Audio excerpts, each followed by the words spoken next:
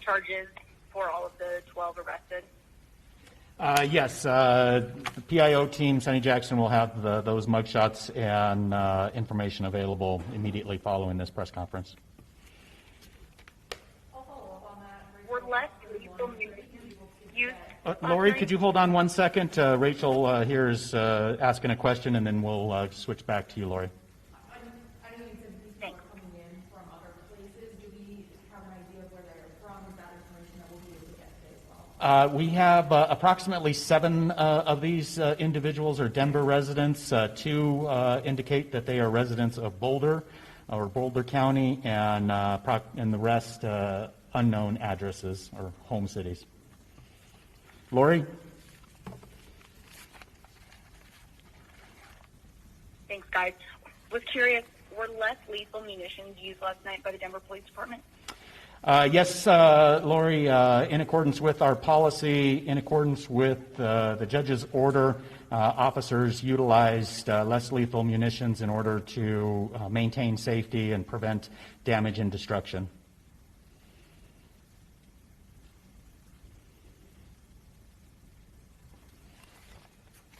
Any other questions? I'll follow up on that as Yes. well. Were there any injuries reported to the demonstrators?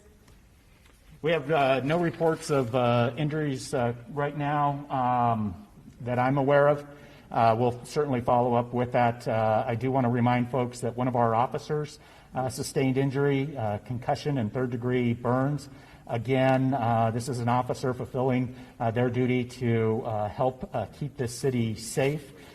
Fortunately, we believe the officer will make a full recovery, but it speaks to the types of explosives that were used against our officers and really the intent with the damage and destruction that this group was seeking.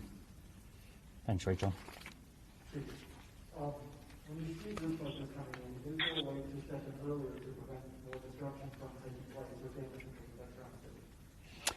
So really, the response by the police department is oftentimes dictated by the actions of the individuals, and we must hold these individuals accountable for their actions to the fullest extent of the law.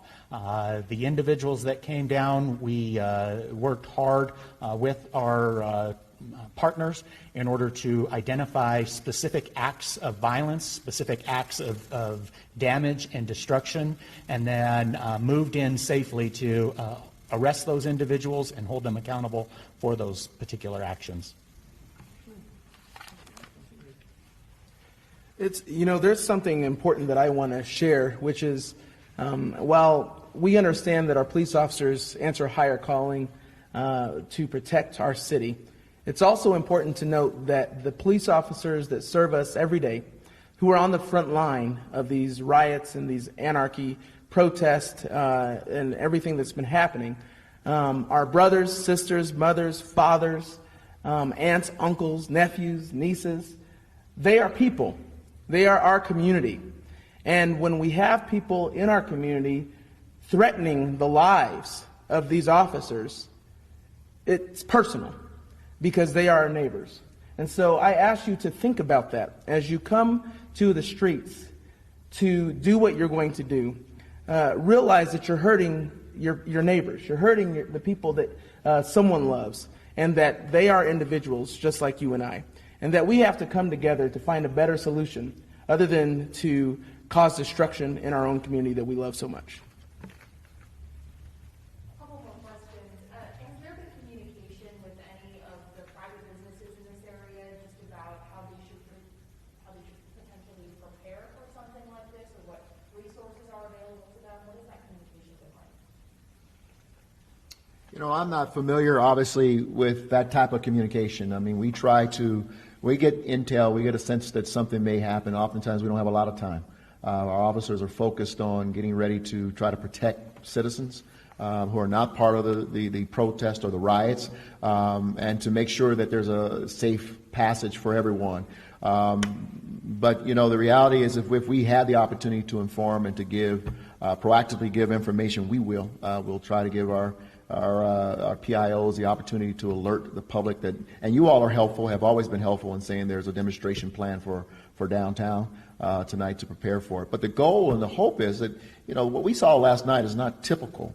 And I want to remind you, when we started having these demonstrations or protests with regarding the George Floyd murder, there were a couple times I mentioned that we saw a pattern that at certain times in the evening, that crowd would begin to change over. At least we saw an infiltration of those crowds from people who were not there to peacefully protest, as we saw with folks who were there earlier who were really leading these efforts. And they were much more violent, and they were much more riotous in their actions. And a lot of these are the same people. And they decided to go alone last night. But we knew they were they were the element that was embedding themselves in these, what normally would be peaceful protests in our city. And our police department had geared up and were prepared to provide safe passage and cover for those peaceful protesters from day one. Any other questions? Mayor Hancock, have you guys been able to link last night's riot to any particular group, and have you heard about any other type of demonstrations planned? I will tell you that we've not been able to link specifically, but we're going to continue to look at this matter and to look at these individuals involved. Thank you all. Thank you.